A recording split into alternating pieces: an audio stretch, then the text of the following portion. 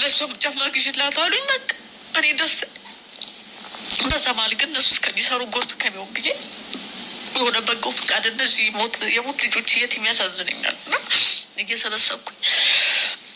ሰላም አለይኩም ጋይስ እንዴት ቆያችሁ? የዚችን እናት ታሪክ ብዙዎቻችሁ ሶሻል ሚዲያ ላይ ታችኋል። በመጀመሪያ መግረኛው ሚዲያ ላይ ነው ያየነው። ከዛም በመቀጠል ወደ ቲክቶክ መጥቶ ሀቢባ ቤት ነው የቀረበው። ልጆቹ ቀርበው ሰላም ይወርዳል፣ ይታረቃሉ፣ ይቅርታ ይጠይቋታል ብለን ስንጠብቅ ነበረ። ነገር ግን ልጆቹ የኢትዮጵያ ሕዝብ ገና ለገና ባለጌ ይለናል፣ እንዴት እናታቸውን አያከብሩም አይንከባከቡም ይሉናል በሚል የእናታቸውን ገመና አሳልፈው ለኢትዮጵያ ሕዝብ ሰጥተዋል። በሚያሳዝን መልኩ እነሱ እንደሚሉት እናታቸው አድርጋው ከሆነ ያን ያደረገችውን ነገር እነሱ ተጸይፈውት ወይ ነውር ነው ወይ ኃጢአት ነው ብለው አይደለም እናታቸው ያደረገችው የሚሉትን ነገር ራሳቸው ያደርጉት ይሆናል። አሳልፈው ገመኗን ለህዝብ የሰጡት ነውረኛ ላለመባል ባለጌ ላለመባል ነው እንጂ በሃይማኖት ኃጢአት ሆኖ ወይም ከማህበረሰብ ባገኙት ስብዕና ነውር ሆኖ አይደለም። እናታቸው ያደረገችውን ነገር አሳልፈው ለህዝብ የሰጡት። እንዴት ነው ልጅ ከእናቱ ጋር የሚወዳደረው? አንድ ልጅ ነውረኛ ከተባለ ባለጌ ከተባለ ብልግናዬን አቆማለሁ፣ ነውሬን አቆማለሁ፣ እናቴን እንከባከባለሁ፣ ይቅርታ እናቴ ማለት ሲገባው እናቴ እንደዚህ ታደርጋለች ብሎ ማለት ንጽህናን አያረጋግጥም። እናታችን እንደዚህ ታደርጋለች ብላችሁ ለህዝብ አሳልፋችሁ የሰጣችሁት የእናንተ ንጽህና አያረጋግጥም። ኖርማሊ ይሄን ቪዲዮ የሰራሁት ልጆቻችሁ ፊት ምንም ነገር አታድርጉ ነው።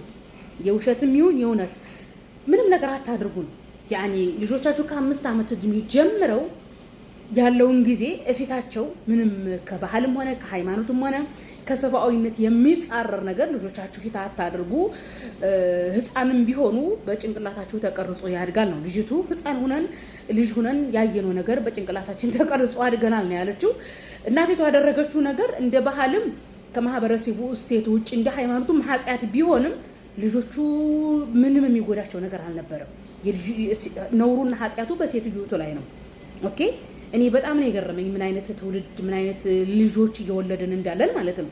ልጅ በዚህ ደረጃ እኔ በጣም ነው የሚደብረውና የሚያስጠላው። ኤኒዌይስ ቪዲዮን የሰራሁት ልጆቻችሁ ፊት ምንም ነገር አታ እኔ ምላችሁ ከማይፈልጋችሁ ወንድ ጋር ተጋብታችሁ አትኖሩ። ላይቭ ላይ ነበረች እቺ ልጅ እንግዲህ ላይቭ ላይ እየሰደቧት ወጣ ቪዲዮ ሰራች ማለት ነው። ቪዲዮ ስትሰራ እንግዲህ ያው አፉ በሉኝ ምናምን ብላ ቪዲዮ ሰራች። ገብቶ ባልየው ሪፖስት አድርጎታል። አስባችኋል? እቺ ልጅ እንግዲህ ራሴን ላጠፋ ነው እያለች ማለት ነው ገብቶ ሪፖስት አድርጎታል። በሁለተኛ ደረጃ ደግሞ እሷን እንደማይወዳት ሌላ አፍቃሪ እንዳለው ያችኛዋ ደግሞ ገንዘብ ካገኘሽ ጥላው እንደምትሄድ ይህ ልጅ በተደጋጋሚ ተናግሯል። ገባችሁ? ለምንድን ነው በህግ የማይጠየቀው? ለምን ጉያንኩን አከዱፍቱ እርግጠኛን ቶሪያኒ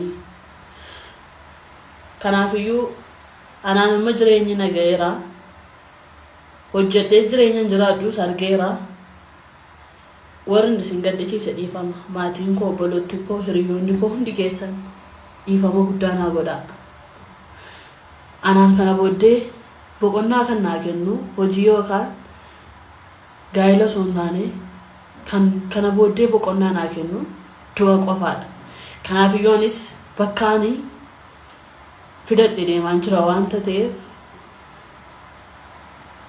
isinin jaalladha. yeroo gaarii turtii qaarii qabaadha.